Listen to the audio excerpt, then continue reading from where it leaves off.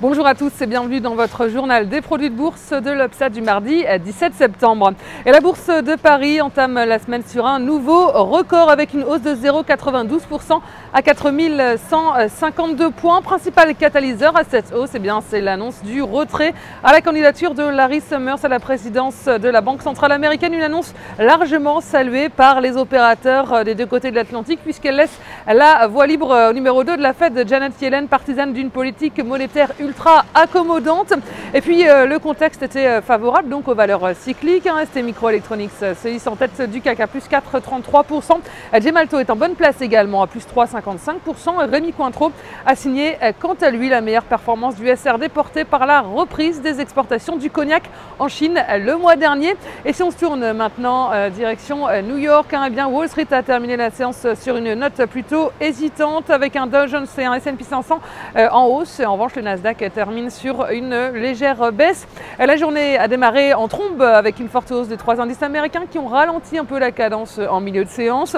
La place new-yorkaise a été portée, on disait, stimulée par l'annonce donc du retrait de Larry Summers à la présidence de la Fed. Et donc une annonce qui laisse donc la voie libre au numéro 2 de la Réserve fédérale américaine, Janet Yellen, partisane donc d'une politique monétaire plutôt extrêmement généreuse.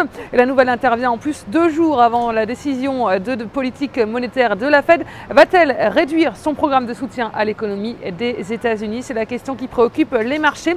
Et puis l'autre bonne nouvelle du jour hier, c'était sur le plan des statistiques, l'anniversaire, l'activité manufacturière de la région de New York est en recul sur le mois de septembre. Et sur le plan des devises, l'euro pâtit de l'annonce hier donc du retrait de Larry Summers à la présidence de la Fed et le billet vert s'inscrit donc en légère baisse face à l'euro. L'inquiétude des cambistes est bien perceptible avant l'ouverture donc ce mercredi de la réunion de politique monétaire de la Fed. Et sur le marché des produits de bourse, les volumes sont à 27,9 millions d'euros échangés dans une séance de hausse.